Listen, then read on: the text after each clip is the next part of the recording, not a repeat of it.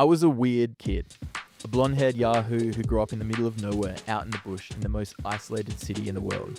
I hated ice cream, was scared of slides, used to smell every wall of my house, and wouldn't go anywhere without my toy lamb. But I really liked making things. I drew cards, wrote poems, painted minifigures, and filmed videos.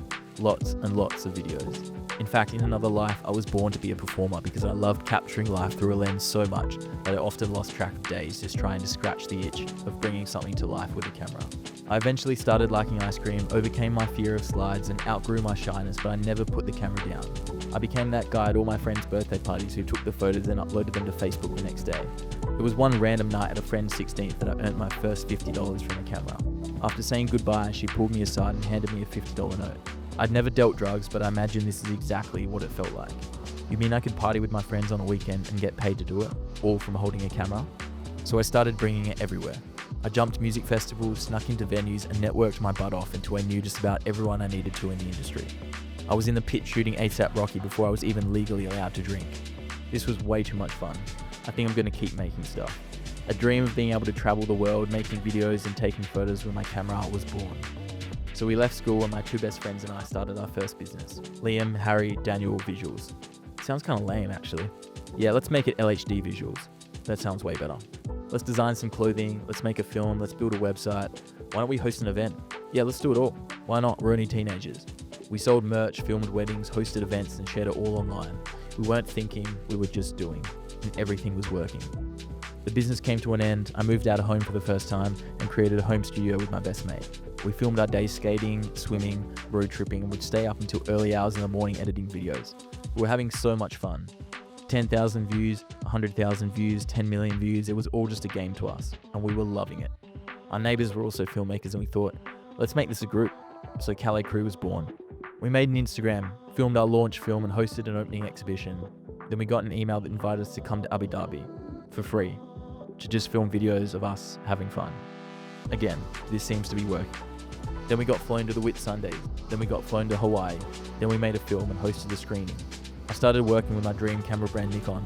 I self-published a film photo book from all my travels, hosted my own exhibition, and moved into a new apartment complex with all my best friends, and started doing life with my partner Tess. I was doing it. I was traveling the world making a living with my camera alongside my best friends. Then I started to feel lost. I felt like I'd achieved my dream and didn't know what was next. So after a lot of contemplation and conversations, I started a company to bring photographers and filmmakers together to feel inspired and help them build a career they dream of, just like I had done. Life became less about let's make this, let's shoot that, and more about let's scale this, let's optimize that. A different game, but one that I was ready for. New skills, new software, new team, new goals. I was beyond curious and excited for what was ahead. But after time, I got so caught up trying to solve other people's problems instead of making things I wanted to and solving my own. All I could think about was money, cash flow, open rates, profit margins. Everything was done with the bottom line in mind. We worked hard.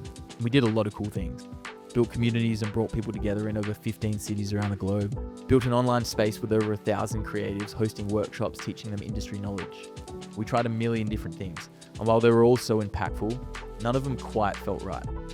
I stopped shooting, I ghosted my clients, and I sat behind a computer for 12 hours a day for a year. I went cold turkey. I went all in. And somewhere along the line, I stopped having so much fun, and I stopped feeling like myself. I was a little lost. So I hosted a big event and put 100 photographers and filmmakers together in a room, then took a step back from the company, paused some things, started shooting again, and started creating things in the real world. Tess and I moved out of our house, packed our bags, and hit the road, back to square one. I've been here before. In fact, I'm realizing the more you level up, the more this feeling becomes inevitable. Sooner or later, you realize the game never really ends. So the only answer is to play games that you're happy to play forever. Every outcome can be achieved one way or another, but if you don't truly fall in love with the process, you'll constantly be chasing. The curse of being deeply creative and ambitious. You never really feel like you're where you want to be.